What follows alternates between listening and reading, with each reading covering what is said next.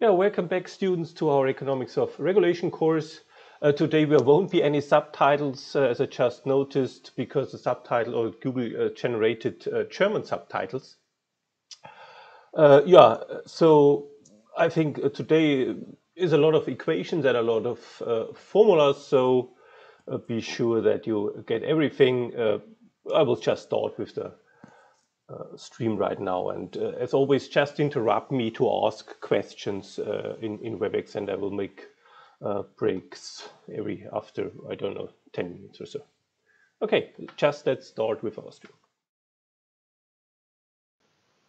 Good morning, students. Welcome back to our Economics of Regulation class. Today we are capturing chapter 6, price regulation by a fully informed regulator, and I just want to jump to the respective chapter. Finally, we got to the point where we look into regulation by a regulator who is perfectly informed, that's the first point, and who is benevolent. That is, the regulator wants to maximize social welfare. Unfortunately, of course, there are some constraints in the Ramsey-Boiteux pricing. The first topic we are covering today, the constraint will be that there cannot be paid any transfers, because transfers are not available or can only be financed by distorted taxation and so on. And we will look into what happens in this case. Okay, so we get a break-even constraint here. The second topic will be peak load pricing. Here the regulator has to take into account that demand is volatile or fluctuates, so we will have peak and off-peak times. And the question is then, how much will you or do you want to invest in capacity, and who should pay for this capacity? Okay, that's what today's topics are, and I just want to move on to this general setup here, just in a sense doing the same once again. So our starting point is a legal monopoly that offers a service, and this legal monopoly is regulated by a regulator who has perfect knowledge. That is, the regulator knows demand, knows cost, knows pretty much everything.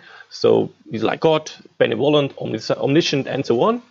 And our starting point again is a natural monopoly. That is, we assume we have sub-additivity. Okay, I could also mark this here so that you also know where I am. So we have sub-additivity, decreasing average costs typically, and we abstract from any problems with a firm which is not cost minimizing. So that's what we talked in, or what we discussed in terms of Harvey-Leinstein's X inefficiency.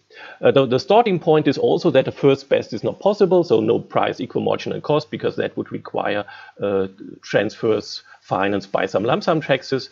In the opposite, we have what is called a break-even constraint, so our firm needs to get sufficient revenue that it can cover, in particular, its fixed cost. In Germany, we would call that Eigenwirtschaftlichkeitsprinzip or Kostendeckung. So the regulator's problem is then a second best problem, and the regulator has to determine the optimal prices. And there are two cases. I already mentioned that. The first one is we have a multi-product firms. That will be our example of Ramsey-Boiteux pricing. In the end, we will also shortly discuss multi-part tariffs. The most important example is two-part tariffs. And the second big part in today's lecture will be peak load pricing, in German Spitzenlastpreise, where you have fluctuating demand. And of course, how much of the demand you satisfy depends on how much you invest in capacity, and therefore we have a capacity decision, and a capacity is endogenous, as we call it. So the starting point here is, or the big question is, what should a fully informed regulator do? So this is typically what we discussed last time here, a normative approach, and we don't ask what regulators actually will do. Okay, so far, hopefully it's clear, because then we can jump right into these Ramsey-Boiteux prices. They go back to, I think it was a Cambridge mathematician, Frank Ramsey, born at about 1900 and died at the age of 28, and wrote 3 or 4 very famous papers. Another interesting point is Marcel Boiteux is interesting because he wrote famous papers as well, and he was president of Électricité de France. And so this is really interesting that you get the president in his earlier time writing very path-breaking or groundbreaking economic papers. Okay, Ramsey-Boiteux pricing. Later on you will see, even though that sounds all perhaps rather abstract, Boiteux actually introduced this concept, and then introduced both peak load pricing and and Ramsey-Boiteux prices than for ADF. And as you will see later on in the case study, Ramsey-Boiteux prices are currently used a lot in the setting of what is called track access charges, Trassenpreise. That is the charges train operating companies have to pay to the railway infrastructure manager for using the rail tracks. Okay, so later on we will get back to these case studies, so to make you clear that this is not just complicated math, but it's really an important concept in regulation, which is currently really heavily used. Okay, so now we have our starting point, a standard welfare maximization problem, and subject to this break-even constraint. And what we are doing is we maximize welfare. And of course, here, if we have a break-even constraint, and therefore the budget of the firm will be balanced anyway, so the profit of the firm will be zero, the only thing that counts in terms of welfare is consumer surplus. And I will make a few more notes or points about consumer surplus in a minute, and you will see why I added the net consumer surplus here. Typically, we assume that we have a multi-product firm which sets n different prices if it sells n different products, and of course sets n different quantities. And we might think first of all in terms of electricity. We might think of different times of day. So very often you have, or actually in the past before we had this huge expansion in terms of, say, photovoltaic and electricity produced, a high percentage of electricity produced during daytime. Before that, we had different tariffs for, say, daytime electricity consumption, nighttime electricity consumption, weekend electricity consumption. So you could have different prices for that. You could also have different prices for calls during daytime or business hours, during nighttime, during weekends, and so on. That would be just different products. And it could also be different consumer groups, because think in terms of electricity, you have different times for different prices for households, that is residential customers, and for small business customers, and for large businesses. Okay, so here you see you either get really different products determined, for instance, by or distinguished by the time of day, or you get different consumer groups. The important thing is that you can set up different segments. Okay. Now we maximize either by choosing price or quantity. That doesn't matter. That's like in a monopoly problem. And our basic assumption is that price discrimination is possible. And this is just an instance of what we call third-degree price discrimination or group price discrimination. That is just residential customers pay a different price than business customers, or customers paying or consuming between 8 in the morning and 6 in the afternoon pay a different price than consumers, or a consumption which takes place during night hours. Okay, hopefully it's clear so far. What we need here is just to think about what consumer surplus means in a world with multi-products. It's a slight complication. I don't want to mention it too much here. So what is net consumer surplus? It's just the area under the demand curve, and that's what we previously have. The new point here is, of course, that we now have n different products. That's why we have this sum. And we previously already discussed that. And before I jump back to this diagram, I also want to show you what gross consumer surplus is. We define that pretty much the same way, and we did that previously. You have exactly the same thing, but here we use the inverse demand function, and again sum up overall potential products. And just to illustrate that, I jump back to the slide we had in the very beginning when we introduced consumer surplus in a single product case. So again, what is gross consumer surplus? Gross consumer surplus, GCS, that's what we, I have to check here. GCS was here just the whole area, if that's our price, the whole area below the inverse demand function, that is the demand curve, that would be GCS. Okay, and net consumer surplus would just be, I have to do it like this here. Net consumer surplus would be this area. So we integrate in a horizontal way rather than a vertical way right now. So you see that's just concepts we already had. The important or the complicated thing now is if you have a multi-product firm and several products, suppose this is a demand for product 1. The problem is that given the price of product 1, that doesn't change. If the price of product 2 changes and the two products are say substitutes, if the price of product 2 changes, this demand curve will move. Okay, so we always have to take into account the other prices. And that's where we get some complication here. I will only make one sentence. Okay, now the problem is, and that's why I do here some strange things. If you wonder why we have a p-bar, this is a so-called line integral. In the 80s, if I would have given this course, I would have spent probably a few hours on that and on the discussion, what is the difference between consumer surplus, equivalent variation, compensating variation, and so on. We will very briefly go into that in the tutorial class next Tuesday when we discuss concepts like the expenditure function, like the indirect utility function, and so on.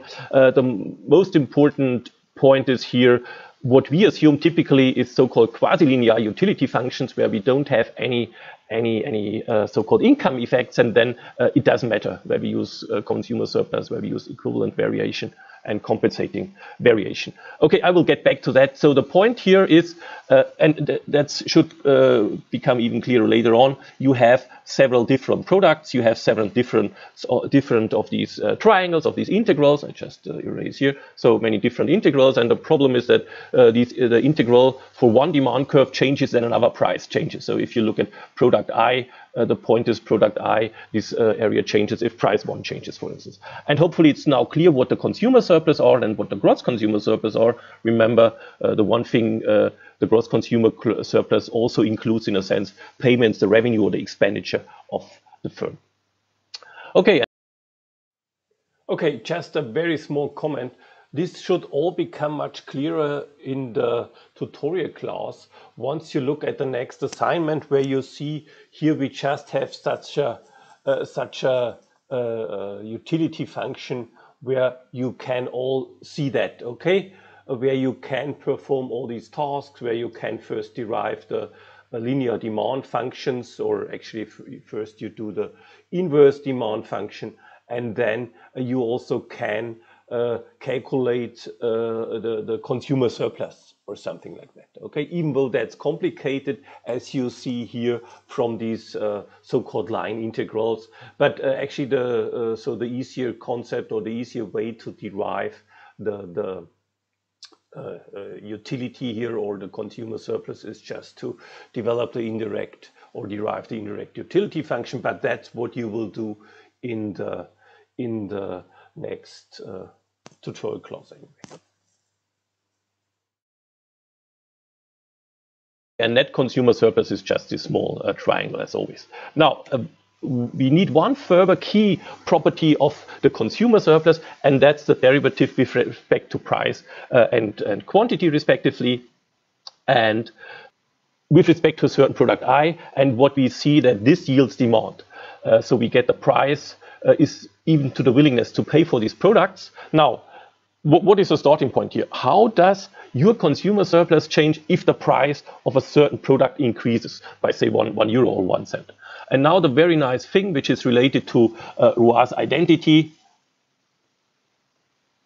Roy's identity is that this is simply minus Q minus your consumption of that product. And we will look into Roy's identity briefly on next Tuesday. I think I distributed that with the assignment, some general notes about properties of utility function, of expenditure function, of maximum value functions, and so on. We will get back to that. The only point is just if you look into, I just could jump to that. Probably doesn't work well because it's upside down here. That's what we have here. You see, I have this theory of demand. I got this from a former colleague of mine. The point is here, however, this is Roy's identity. Unfortunately, I cannot. I should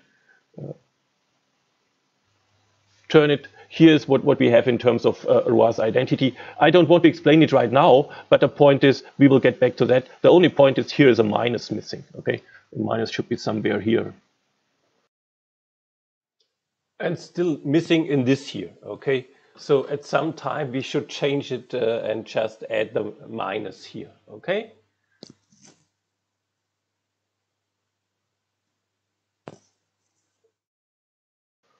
We will get back to that but only if you're confused. Here is a minus missing, and we will get back to that on Tuesday. Okay, just going back so you don't have to bother more. I just want to give you some intuition for why this is really the case. It has got something, in formal terms, it has got something to do with the so-called envelope theorem, and we will look into that on Tuesday. But the idea should be rather clear-cut why we have this change in consumer surplus if the price increases by €1.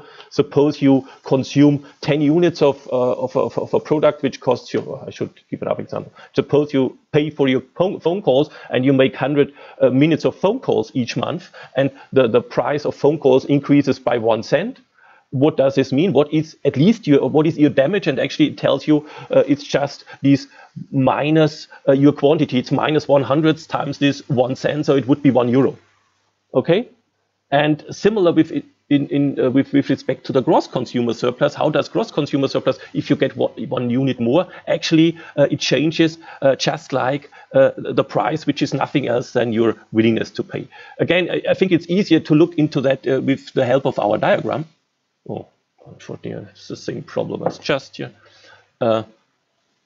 So what is how does consumer surplus change if your price increases by €1? So here, first price, then we go up by €1, and you see if it's only marginal, you just lose Q.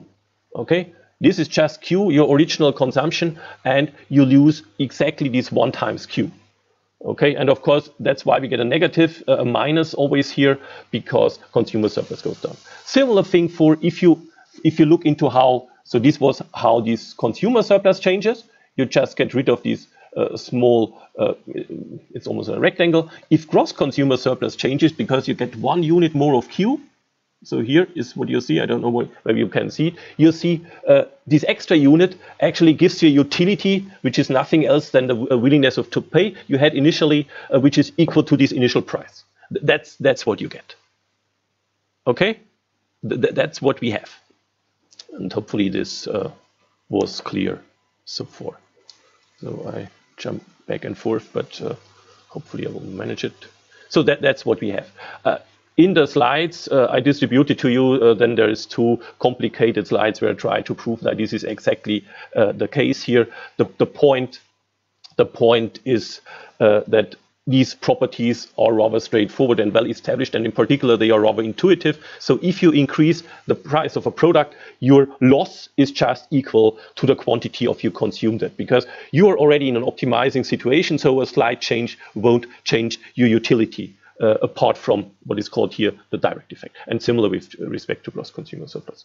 I hope that's clear so far. Okay, we will get back to that later on anyway and explain it several times. So I move on here and finally show you how to derive the so-called Ramsey prices. We have our optimization problem. Now here we start in terms of maximization of the Q. Okay, later on I will also derive it in terms of P, that is their P's, our choice variable. At the moment we charge with Q, and what we maximize is just gross consumer surplus. This is just total welfare in a science, because the whole area.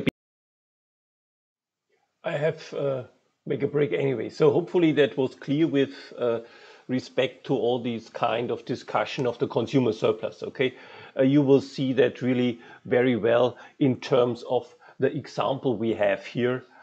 Unfortunately, I turned it around right now, but that's what you will really show you how to derive that and why. How we get all these kind of results. Okay, that will be straightforward. So don't bother here if you didn't get anything or didn't get everything. I think the point is really that is straightforward. Okay, so if there are no questions, I would just move on here with our stream. Show you how to derive the so-called Ramsey prices. We have our optimization problem. Now here we start in terms of maximization of the Q. Okay, later on I will also derive it in terms of P, that is their P's, our choice variable. At the moment we charge with Q, and what we maximize is just gross consumer surplus. This is just total welfare in a science, because the whole area below, or total gross welfare, I have to call it, the whole area below the demand curve minus cost. So this is standard social welfare. And of course, we have to take into account this break-even constraint here, that the firm has to have sufficient revenue in order to cover its cost, where of course the revenue is just the revenue from each different products, and we have actually n of them. And so what we get from this optimization problem and what we have to derive are the different values, the optimal values of the different products. There's one thing here I just want to add before I move on to the Lagrangian. So if you look at Deutsche Bahn, or I did a study once in Austria with respect to Österreichische Bundesbahn and Austrian railways, typically they don't have a balanced budget anyway, so they make some losses which are covered for by the federal government. So they this is supposed to mean a set. They receive some subsidy set, and that's what you can easily add here. So Deutsche Bahn, either they should have to pay some dividend, then this would be a negative subsidy, that is a tax, or they get some. We have a Leistungs- und Finanzierungsvereinbarung, performance and financing agreement, or they get some subsidies when we would just add this here. Okay, the point simply is that the subsidies are not enough to capture all the fixed costs, and so that we cannot realize this first best situation. Okay, I will get back to this set later on, and we can discuss it further on. Now, the problem is straightforward. We maximize total surplus here, gross consumer surplus minus cost, which is nothing else than net consumer surplus plus profit, by the way. Okay, and we set up a Lagrangian here where we add the constraint with a Lagrange multiplier. Of course, here we could also add here our plus set if we had the set up there. And lambda is the shadow price of the constraint. That is, that's what you see here very nicely. If you have the set, if you would take the derivative, just do the derivative of this Lagrangian with respect to set, and you get, namely, lambda. What does this mean? What do we get in terms of additional welfare or in terms of consumer surplus if we pay €1 more of subsidies? And this is just some value which probably should be higher than 1, otherwise we shouldn't pay it. And this is what we get here. So if we subsidize that by how much? If we subsidize it by €1, our regulated company, how much does utility increase? Hopefully this is clear so far, because then I would move on and do our standard optimization approach, where we take the derivative with respect to the different quantities and with respect to the Lagrange multiplier. That's what we get here. Okay, taking the derivatives. That's okay. So is it clear? I just want to make a short break and ask you for questions in Webex.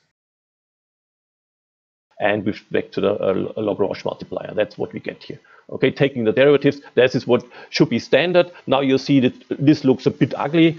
Just taking the derivative of gross consumer surplus minus cost, plus here the lambda times here also the derivative. And even though this looks ugly, remember, and hopefully that comes right now, but we just derived an important result, namely because if we change gross consumer surplus by 1 unit of an output, we just get the willingness to pay the price of this output as the result. And of course, we also have that revenue is just the sum of the individual revenues. So now it looks much nicer immediately. Okay, so here the P is nothing else than here the result from the derivative of gross consumer surplus with respect to Q. The C is what we define here as marginal cost. And this is just the derivative up here of the total cost function with respect to this simple output Qi. And then we get the lambda. And actually, now this is an ugly expression here. Why is that so? Of course, here, if we take the derivative with respect to C, again, we get marginal cost. But this is something like, it's like a marginal revenue, but it's a generalized marginal revenue. And we will get back to that. Why is it generalized? Now, the point here is that if we change Qi, the price Pj will also change. And how does it change? That's a question. So the point here, suppose this were Volkswagen. If they want to produce or to sell more, say, Tourans, they probably, given given the quantity of the Golf, if they want still to sell the same number of Golfs, if they want to sell more Tourans, they have to reduce the price of the Touran. But if they want still keep on selling the same number of Golfs, which is a substitute for many, they would also have to decrease the price of the Golf. So you get effects on other products as well. That's what's complicated, and it's getting more complicated even later on, because this effect here would be negative typically, and if you do it the other way around, it's not negative, but you only will get that later on. But the point here is, if you change the quantity of one product, of course, you will also have to adjust the price of that product, but also the prices of other products change. You have an effect on other products as well.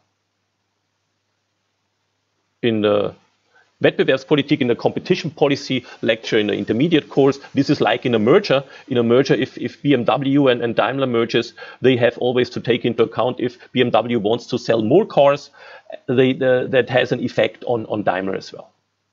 That's somehow the effect which arises here. Okay, so we just move on to playing around with what we have here in terms of this first order condition.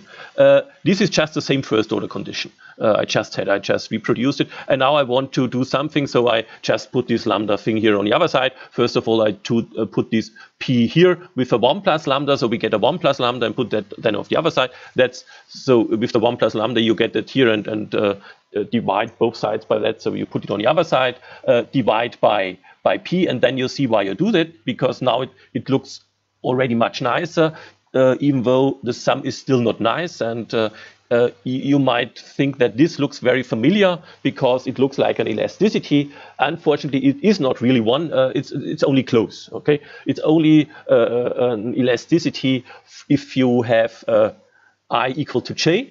So that is, if you look into, so this J covers all products, of course, also including product I, and so it's elasticity then, but it's not an elasticity for the other ones. In the two products case, it looks nicer and it's clearer. That's why I look into that. Here you see this sum you get here. I don't know whether I didn't do this here. This is nothing else than our own price elasticity. Epsilon, I could call it, not nicely written here. It's epsilon 1,1. Looks like 1,2. So it's the price elasticity of product 1 with respect to the demand of product 1. And what you see here is, here we have the Lerner index. Here we have a price, on the other side we have a price elasticity and some common some proportionality factor. Unfortunately, the last term here is not a price elasticity. That's why I have these numbers here. It looks like a cross price elasticity, but if it were really a cross price elasticity, we would need here a Q1 and a P2.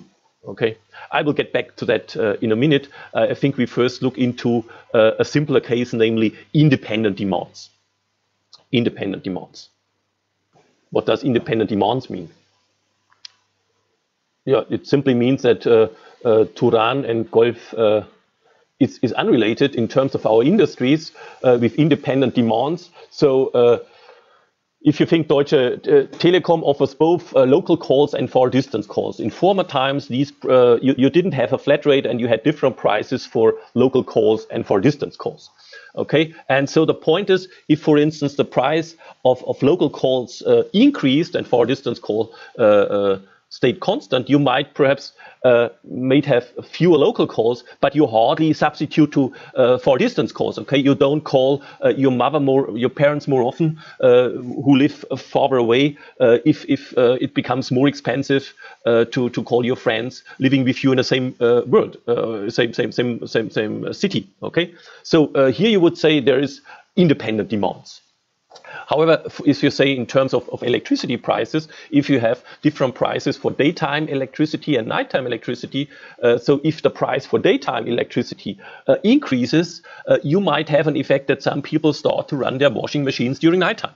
So there you wouldn't have independent demand. So here is the important thing is that if you want to increase, it's more interesting to or easier to do it the other way around here. If you increase the price of one product, it doesn't affect the quantity of the other product if you have independent demand. Okay, so they are pretty much unrelated.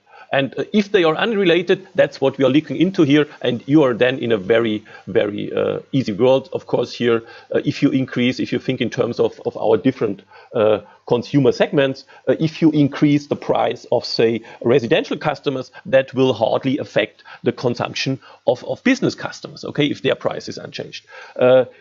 If you increase the price for freight transport on railways, that probably won't affect the demand for passenger transport. However, if you increase the price for far distance transport, people might go more and use more local transport services in order to go from one city to the other. They just use local train services for longer distance. So here you see, this is just an empirical question whether demands are independent or not. And of course, if they're independent, that's what you are going to see right now. Life is easier.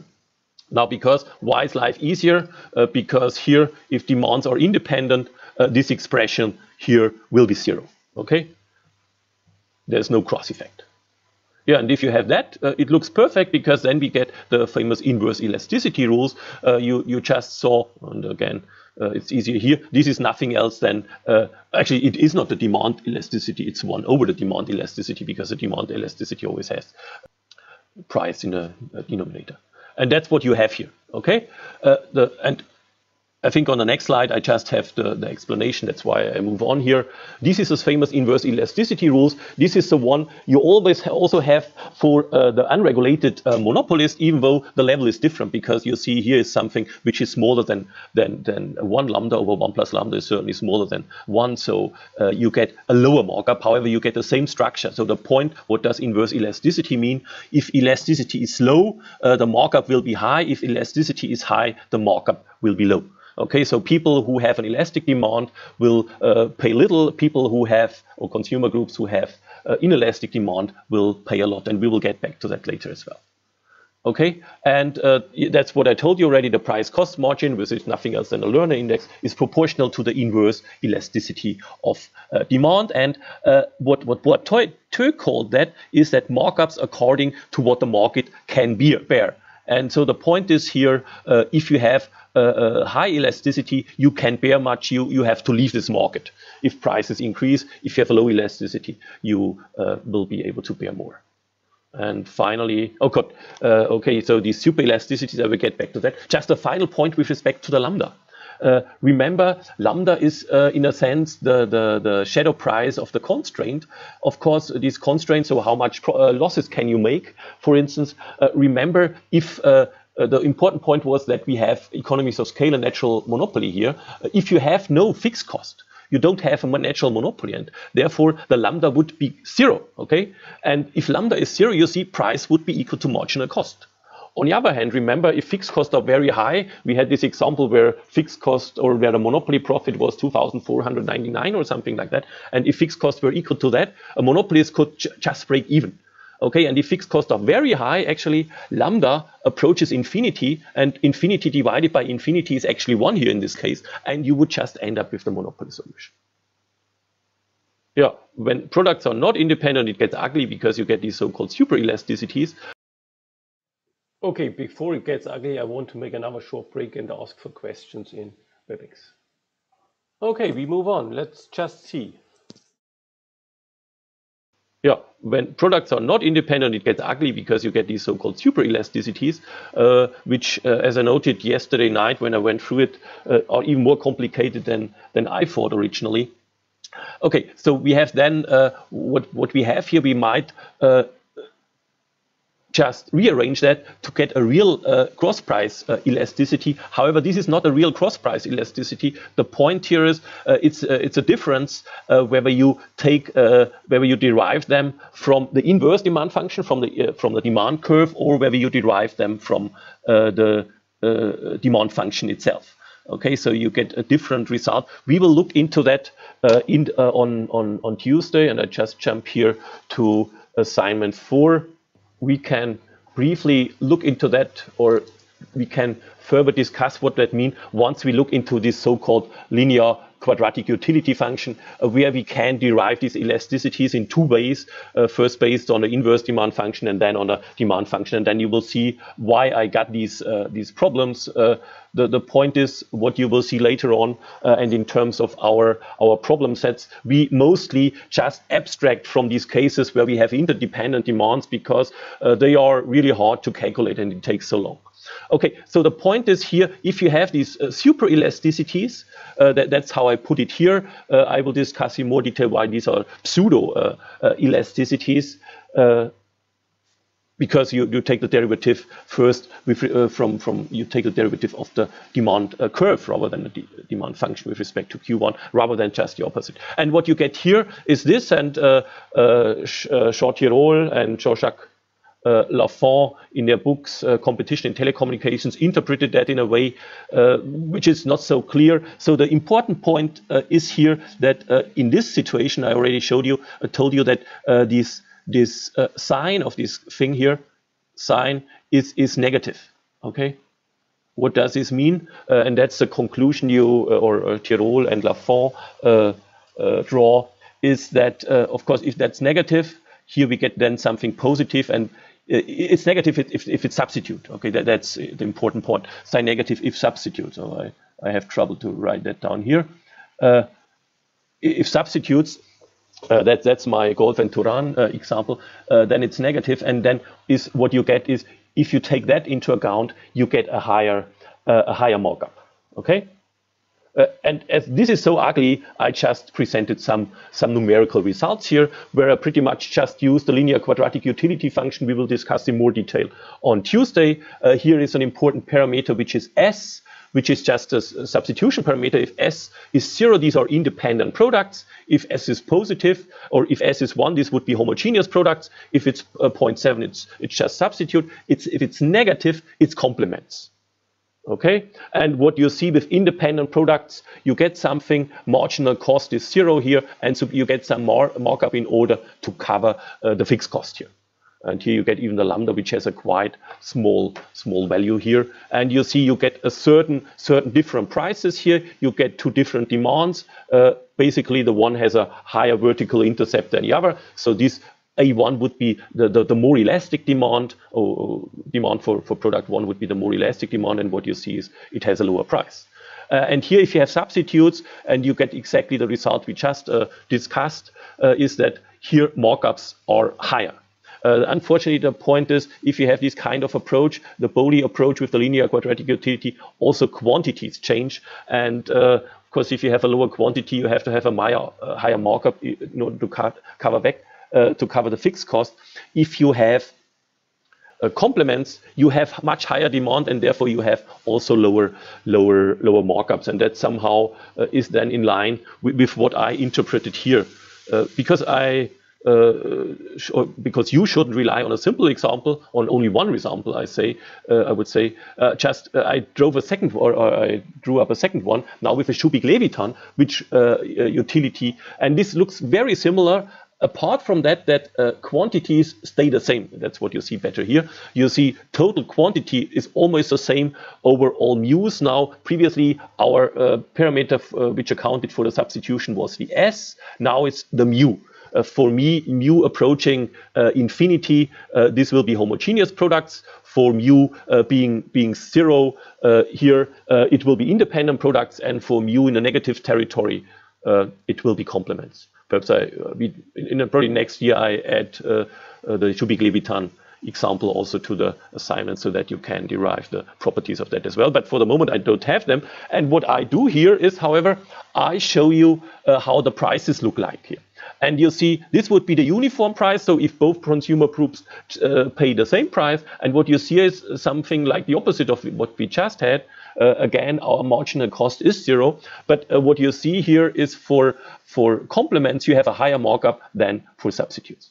Okay, so in a sense, you seem to get other results if you just argue from the viewpoint of the first order condition. The first order condition was just this here, okay? Or whether you calculate the whole equilibrium, because here you have to take into account that somehow quantities also change. Okay, and what you see in terms of prices, In terms of quantities, what you see here is prices go down. If it's more substitute here, the axis origin is at a y value of 4. So you have a price of 4. And what you see here with 4, x1 just vanishes. If the two products are substitutes and you have a higher willingness for product 2, you just set prices as a regulator so that no one buys product 1 anymore. Okay, and here you keep the total output in a sense constant, but what is also interesting here is that with complements, even the low value product 1, a 1 of 150, is consumed in a higher quantity than the high value product, just due to this complementarity. Okay, so this is really complicated in a sense. Okay, in case you were confused that I was talking of 4, I probably meant 6, okay? At 6 it gets 0. Okay, but anyway, I think we just can move on here. And what we expect from you, or what I expect from you, is that you can pretty much solve that for independent demands. I just wanted to give you this indication so that you run into trouble once you have interdependent demands. And you see, then it's good to have some numerical illustration where you see how your prices change with demand elasticity and so on. Okay, so as I told in Webex, this is really hard stuff. And I just want to present you the second. Okay, to make sure that everything is clear, and as I made a break last year as well, I just want to make a break here as well, a short one to ask for questions. Okay, so as I told in Webex, this is really hard stuff. And I just want to present you the second way to derive these results, which is slightly different. It moves on from prices as a choice variable, and yeah, hopefully it becomes now clearer. We have the same optimization problem. Remember that net consumer surplus is just gross consumer gross consumer surplus is net consumer surplus plus revenue or plus expenditure. So this is nothing else than our gross consumer surplus. We just put it in terms of net consumer surplus because that we defined in terms or as a function of prices.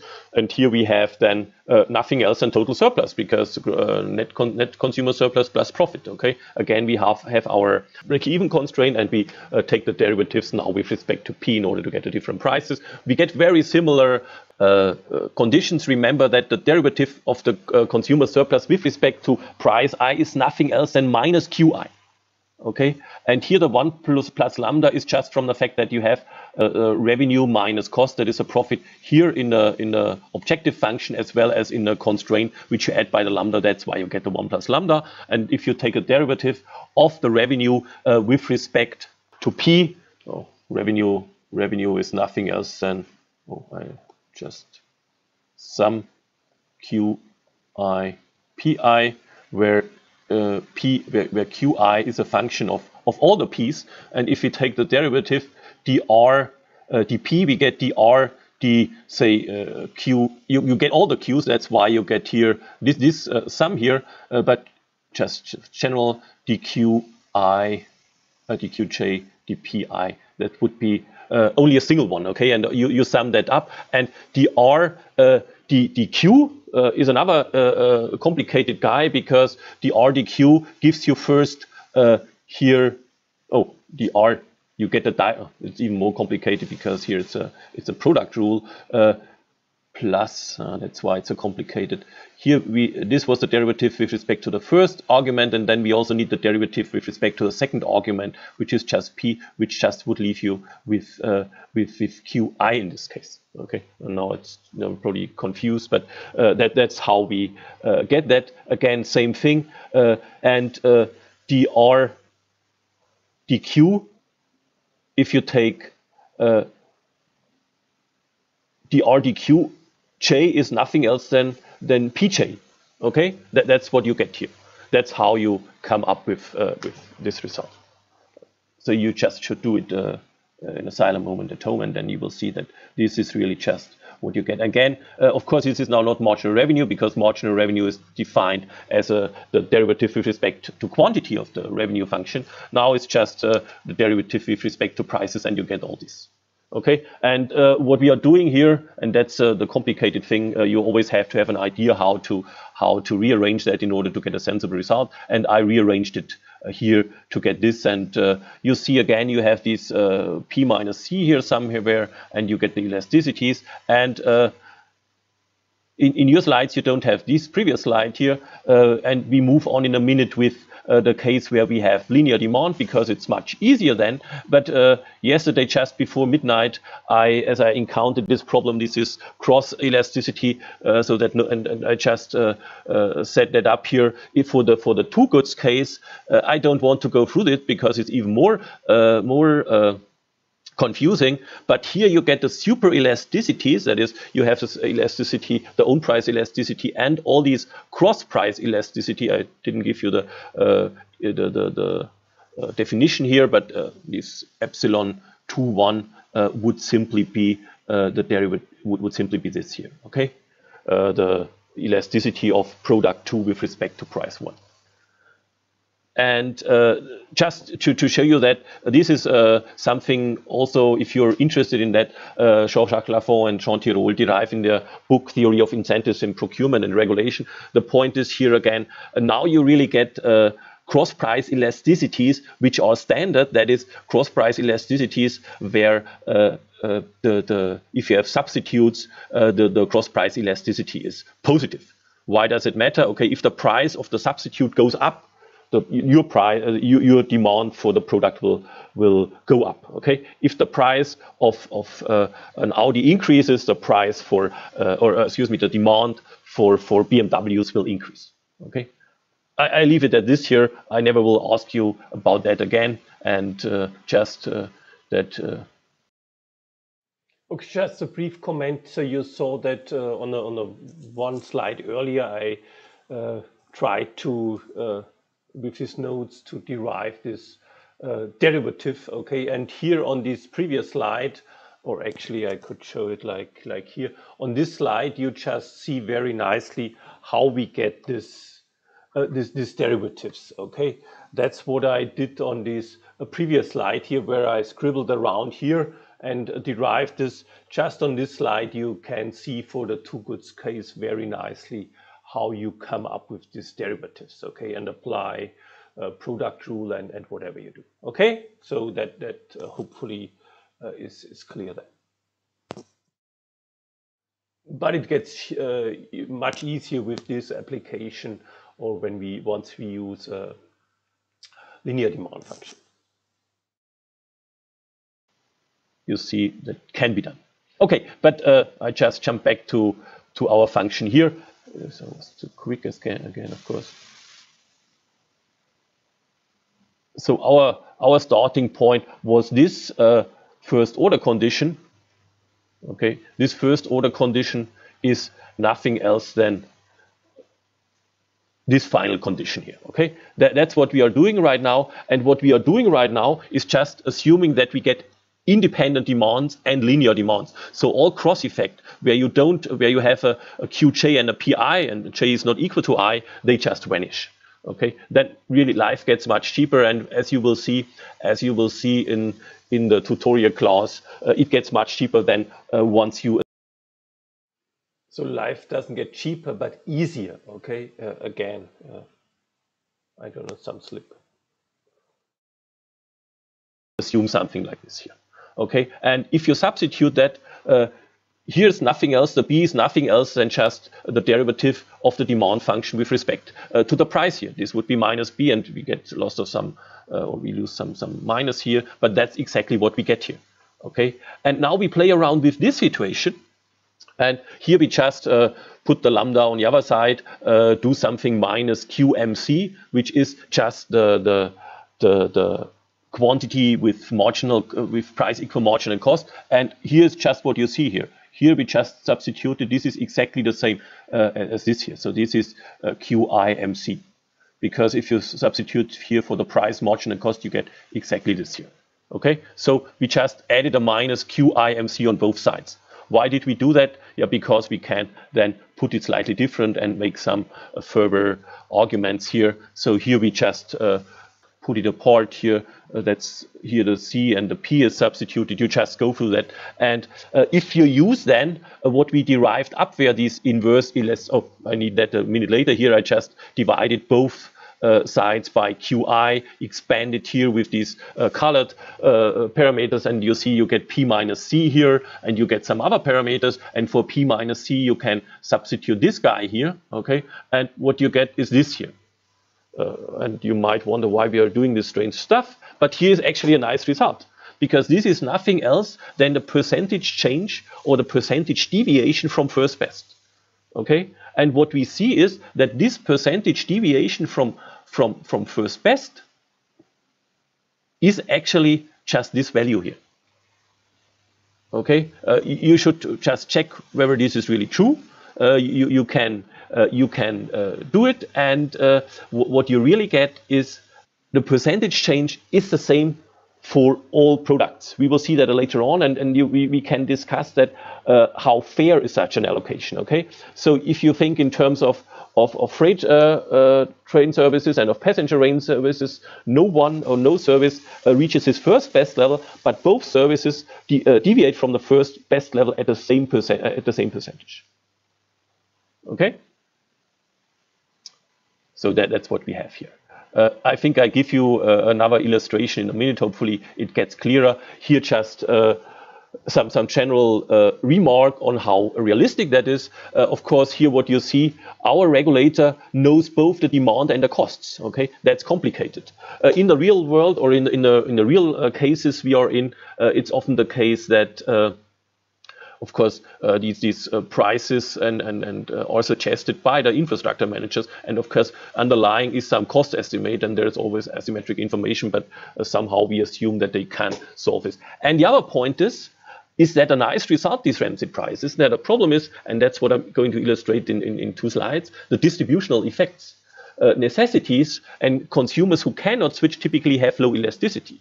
Okay, you have a low elasticity for electricity, so should you pay a very high price?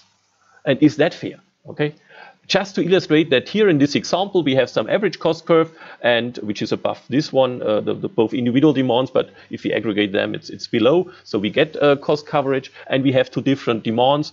Demand 1 would be the inelastic demand, and demand 2 would be the elastic demand. I gave you the parameters of the problem in the notes, so F is 800. Now, in this next slide, I show you what would be the uniform price. I just calculated that, okay, and you also can do that. We will have a very similar example in the slide. Here you see I don't know, the uniform price would be 13.8755. Okay, both pay the same. Now Ramsey prices are slightly different. The inelastic consumers get a higher price.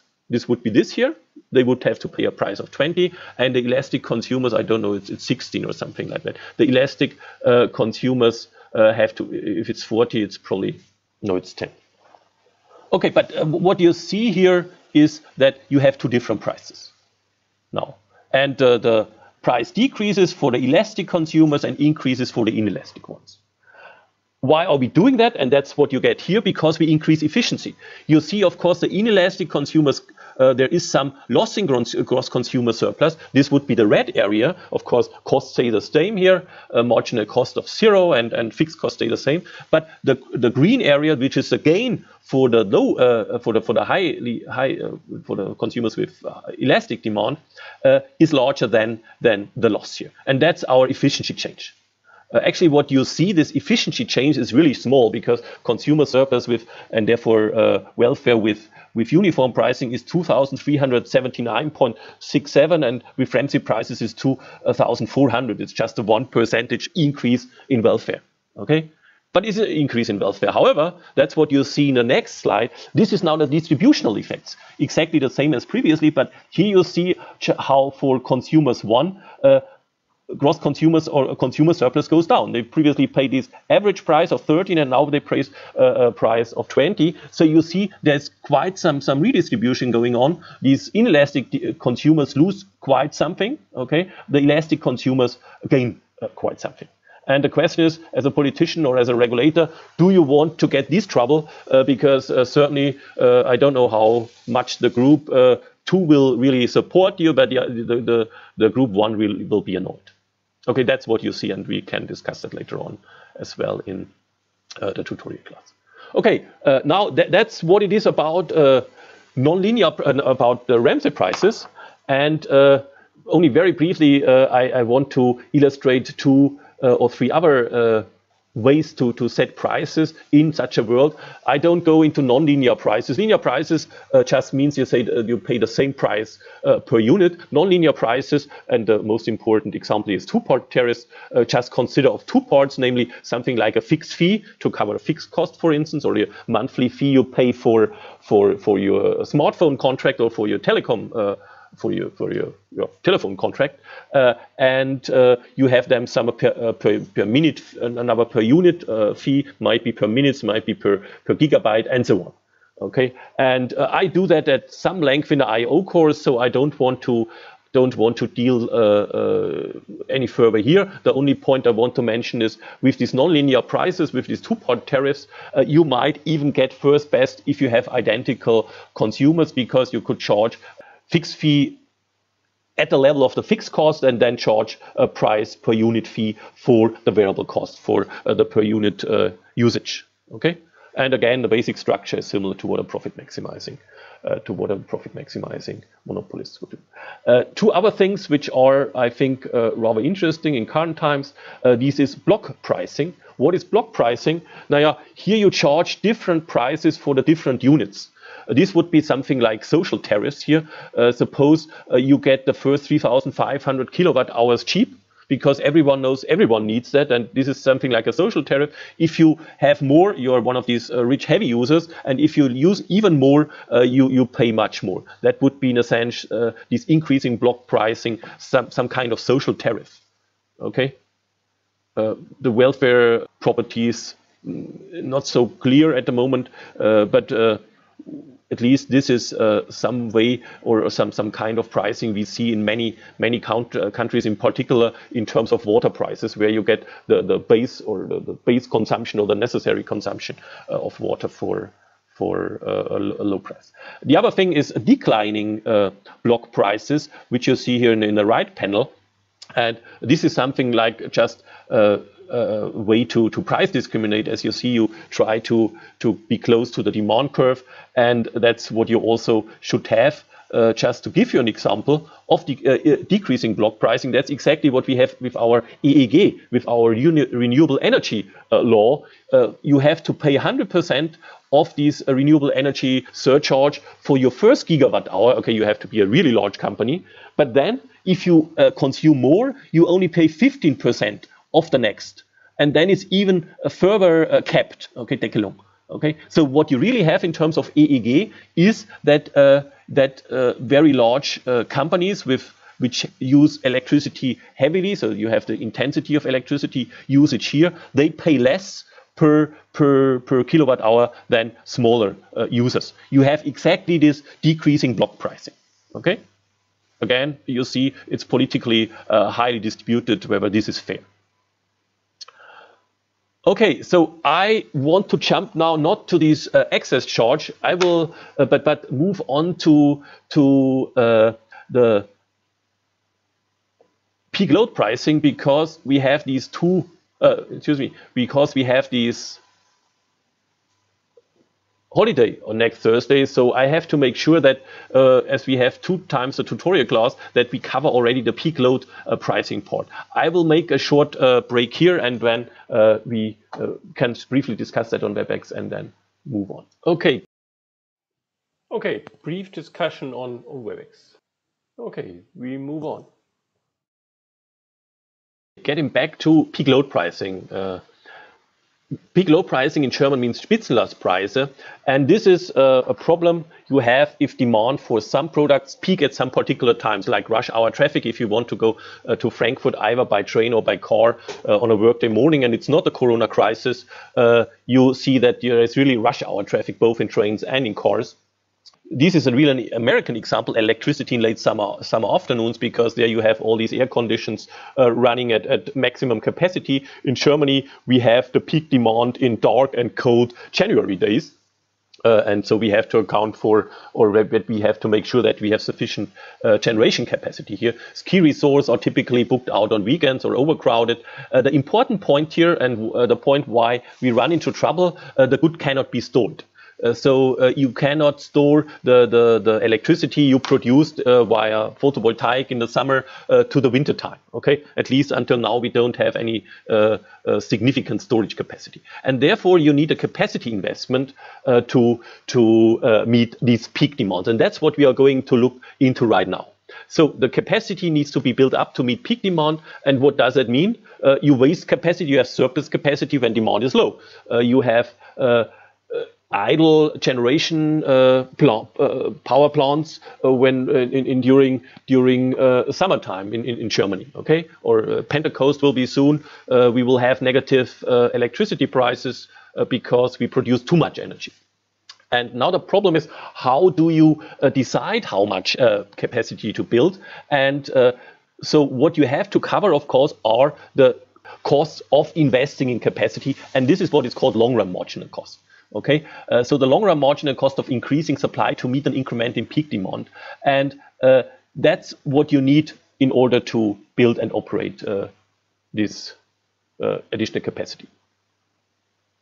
Okay, that's what you have, and so typically, and that's what you have here as well, you set a price equal to these long-run marginal cost in peak demand, and you set a price in off-peak demand where you don't have any additional capacity cost. You set it equal to operating costs or short-run marginal costs.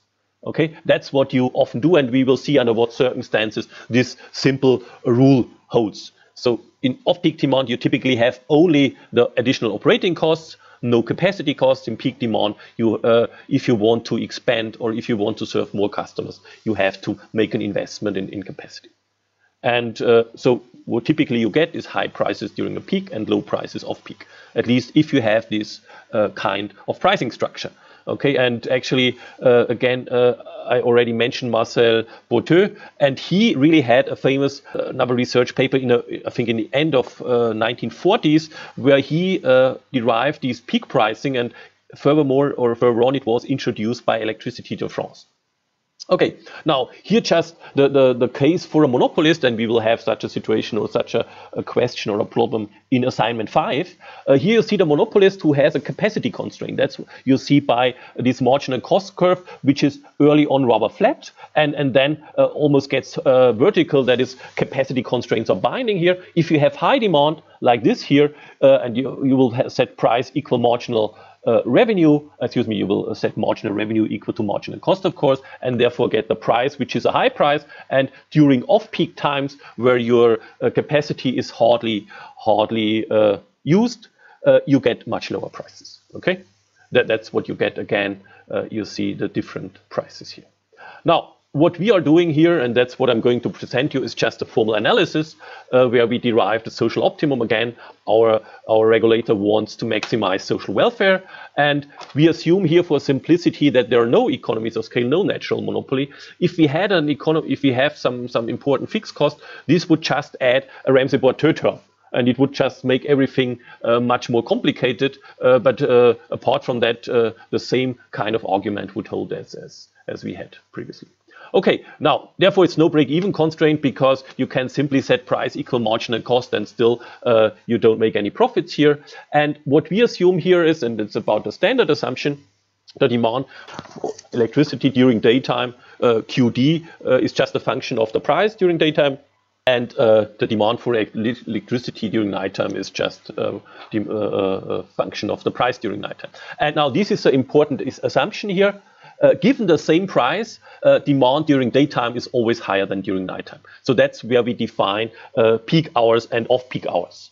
Okay, same price, higher demand during peak hours than to off-peak hours. We start with the same setup as previously. We just use gross consumer surplus. Now here we have the quantities. And again, note what I told you. If we take the derivative, if we give our consumer 1 unit more of daytime electricity, the price, which is nothing else than a willingness to pay, tells us by how much this gross consumer surplus increases. And we have some capacity, and we have a strict capacity constraint. If we have only 80 gigawatt hour of production capacity in Germany, we cannot produce more than 80 gigawatt hour in a certain seconds. Okay, the load cannot be higher, and so we have two types of costs. So the capacity would be 80 gigawatt. Okay, so you can have a maximum load of 80 gigawatt, and if you produce that for an hour, you have produced 80 gigawatt hours. Marginal operating cost, think it's a gas-fired power plant, then of course this would be the cost for gas, and of course we also have to pay the price for the generation capacity, and here we just assume that this is a capital and rental cost. Okay, that's what we have, and then we start with the optimization problem. Later on you will see that you can really easily calculate or derive that in an intuitive way based on a diagram and simple, straightforward distinction of cases, but here I just want to show you the general approach. So we derive the optimum prices and the capacity, and what we have to take into account is a capacity constraint. Now, what I'm showing you here looks like a Lagrangian. However, it's a Kuhn-Tucker problem. Why is a Kuhn-Tucker problem? Because here these are not really constraints which have to be satisfied with equality, but these are non-negativity constraints. What does this mean? Yeah, neither during daytime you can consume more electricity than you have in terms of capacity, nor during night times. Okay, and the point is, however, during night times you will often not use all the capacity. Okay, and therefore it's just idle, and this is not binding here. It's not equal to 0, and that's why it's simply a non-negativity constraint. And lambda d and lambda n, you know already that the lambdas or the Lagrange multipliers are shadow prices. These are the shadow prices on capacity during daytime and nighttime. Okay, if you have idle capacity during the nighttime, okay, you have 80 gigawatt hours of generation capacity, and you have a load of 20 gigawatt. Not gigawatt hours, of gigawatt. Okay, I have to do it right. And you have a load of 20 gigawatt. Of course, then an extra capacity for you would have a value of 0. Okay, that's the shadow price. And the first order conditions are, as always, just take the derivative with respect to the both quantities and the capacity. And what we have here as well are the so-called complementary slackness conditions, which just state that this condition has to be 0. And this condition has to be 0 as well. What does this mean? Now, if this is 0, typically, or if lambda is positive, the shadow price of capacity during daytime, it's clear that you use up all your capacity. If this is positive, if you have excess capacity during nighttime, lambda n must be equal to 0. Okay. In a minute, you will see that you don't have to do it in these very formal terms, but here, just for the sake of completeness, I put it in formal terms. And here, or on the next slide, you will see how it works in detail. So the shadow price is positive if the capacity constraint is binding. And now, here the classic case. What does a classic case mean? Classic case is simply the case where you charge a price equal to long-run, a peak price equal to long-run marginal cost, and the price and the off-peak price equal to short-run marginal cost. So again, just a reproduction, hopefully. Yes, it's just a reproduction of the previous Lagrangian, and we take the derivative.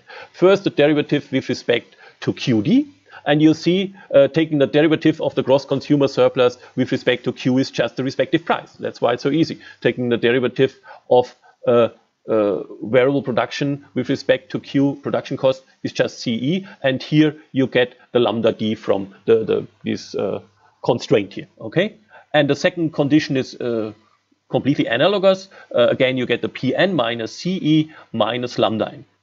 And finally, you have to take the derivative with respect to capacity. Note, you also have to determine how much to invest in capacity. Capacity is endogenous, and this would be then just capital here. And so you have the K here, you have it here, and you have it here. Okay, that's what you get here. Okay, and in the classic case, what does it mean? The capacity constraint is binding during peak time, but not binding during off-peak time. Not binding during off-peak time means even though we charge a price equal to marginal cost in off-peak times, capacity is not used up. So, and that would mean if capacity is not binding during off-peak time, remember here our complementary slackness condition, our complementarity slack, too quick again. If that's positive, if K, the capacity is larger than demand, lambda n will be 0. But if lambda n is 0, we get really nice results here, because if lambda n is 0, you see this thing cancels out and this thing cancels out. And what we see here directly is that Pn is equal CE. The nighttime price, the off-peak price, is just equal to the operating cost, the short-run marginal cost. And we know that lambda d here will be equal to Ck. And we just then substitute it here, and we get our immediate result that the daytime price is equal to long-run marginal cost, the nighttime price is equal to short-run marginal cost, capacity is equal to demand, to daytime demand, evaluated at long-run marginal cost, and of course that's higher than the demand during the off-peak hours during nighttime, given the price is equal to short-run marginal cost. Okay? And actually, that's very easy. What you can directly calculate in all these examples, you just see lambda is equal to 0 in the classic case, and you immediately get price equal to in peak times during these long-run marginal costs. And here, this diagram from Josco, just to illustrate that. First of all, here you see why we have a peak and an off-peak demand. Here you see if you have some price, you see in peak hours, this would be the peak demand, this would be the off-peak demand, okay? And you see this off-peak, peak demand is for a given price is always higher than off-peak demand. This was our basic assumption, okay? Now, here you have the short-run marginal cost. Here you have, so the difference between the two here is just the CK, the capacity or investment cost. And what you have here is you charge a price equal to short-run marginal cost to consumers here during off-peak hours, and you get this nighttime demand. Okay, you charge a price to equal to long-run marginal cost during daytime, that is during peak hours, and what you then determine is simply your capacity. Okay, and of course here it's vertical because you cannot produce more than that, but that is what you get here. Okay, simply it's very easy to do. The problem, you only get problems once you get the shifting peak, and I just want to illustrate that by means of the diagram here. Here the shifting peak, in German a very nice word, wandernde Lastspitze. So here again you have peak hours and off-peak hours. Okay, peak demand and off-peak demand. Again, you see peak demand is always higher than off-peak demand during the same time. But what you see here is what happens if you charge a long-run price equal marginal cost. Your demand will then be, your peak demand will be this here. Okay, and if you charge a price equal to short-run marginal cost in off-peak hours, your demand will be this here. Okay, so that is, you have a higher demand in off-peak hours than in peak hours. And of course, that's a bad thing, because if you build up just this capacity, you run into trouble. You run into trouble because you have excess demand in off-peak hours. Actually, the most or the best example I can come up with is a so-called schöne Wochenende ticket by the Deutsche, I think at that time it was still even Deutsche Bundesbahn, a nice weekend ticket. And they thought, so what are the marginal costs for an additional passenger if you have an empty train? It's pretty much 0, okay? And what was the case about trains on weekends some 20 years ago? Prices were rather high, but trains were empty. So what they said, okay, we price almost according to marginal cost there. And actually at that time, I think a schöne Wochenende ticket, nice weekend ticket, cost just 15 Deutschmark, and it was valid for 5 people. So you had 3 Deutschmark, and you could use all regional trains, regional passenger trains in whole over Germany. And what we ended up with bowling clubs going from south of Bavaria to the island of Sylt over the weekend. And we had complete overcrowding of these trains in the very beginning. And on the weekends, okay? So that was really, in my view, an example of this wandernde Lastspitze. So of course, that cannot be a nice solution, and that's what we are doing then right here.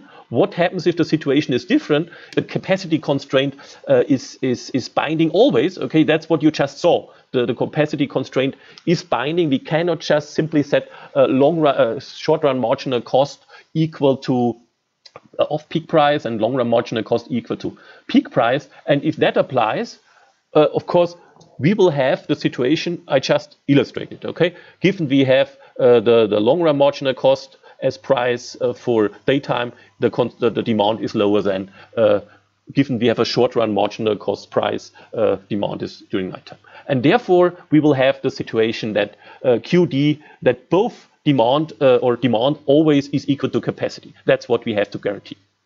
Okay, and therefore we know lambda n is no longer 0, and from this condition here, we get a situation that lambda n is or that lambda d plus lambda n is equal to ck. But if we have that, it's rather straightforward, because then if lambda d is then, we can just substitute here, we know then that Pn as lambda n is positive, Pn must be greater than Ce, and Pd as lambda d is of course Ck minus lambda n is smaller than the long run marginal cost, and K is also higher than the demand given the long run peak demand given the long run marginal cost. This all sounds rather complicated, but you will see actually that's where you have the prices. I mentioned that, but it's actually straightforward once you get the specific examples, because that's what you can already derive here.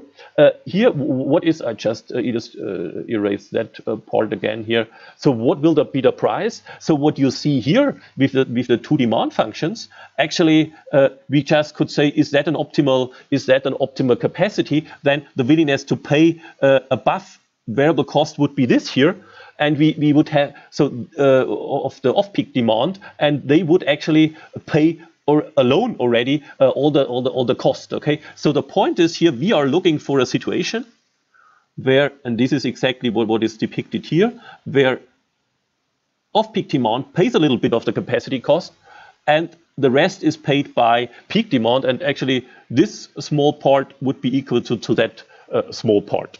Okay, so just this is like in a public goods problem. Capacity is like a public good. It can both use peak and off-peak. And now if off-peak users also pay something for capacity, that's what in a sense can be saved for peak, or the price which can be reduced for peak users. That's what we have here. And again, peak load pricing is something we get in electricity, and here I have an example from a commission staff working document where we have the question whether we can or whether we need what is called capacity markets. What we have here is a so-called merit order curve. Here you have the different technologies with the different costs. This would be the cost of technology 1, would be nuclear, for instance. This would be the cost for the marginal cost or the variable cost for technology 2, which typically would be lignite or brown coal. This would be tax 3, would be something like hard coal, and this would be Steinkohle, and this would be technology 4, this would be something like gas. And what we have here, you have 3 different demands. This would be nighttime demand, daytime demand, and this would be extremely high daytime demand during winter times. And what you see here is if you have even fixed cost, and that's why it's important, if demand is this, price will be equal to marginal cost of the second technology. Second technology can just cover its marginal cost, but the first technology gets some rectangle here to cover part of its fixed cost.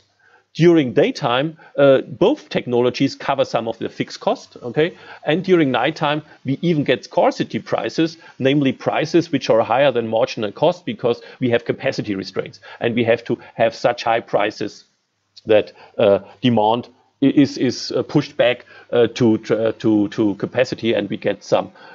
Here all 3 technologies earn some revenue, and even gas would earn some revenue. The question is always whether it's sufficiently. And here we have a huge discussion currently. How high can these prices, these scarcity prices, go? They might be as high as 3,000 euro per megawatt hour. The usual price currently is about 40 or even less per megawatt hour. This is also I think an interesting story, and I could tell you much more, but I think I should leave it at this. Unfortunately, I couldn't tell you this nice case. I think you can go through it in some detail. German track access price system, the track access charges system. You will see that everything, actually the European Commission has a system or has a law. This really starts with Ramsey and the ability to pay. At least one can interpret it that. And in Germany, this system was really introduced. You see the Federal Network Agency had even from the Bundesverkehrswegeplan, the Federal Transport Infrastructure Plan, some elasticities. That's what I previously mentioned. We get different charges. Perhaps we do at some time do another seminar on railways, because I think this is part or topic where regulatory economists are in high demand. I was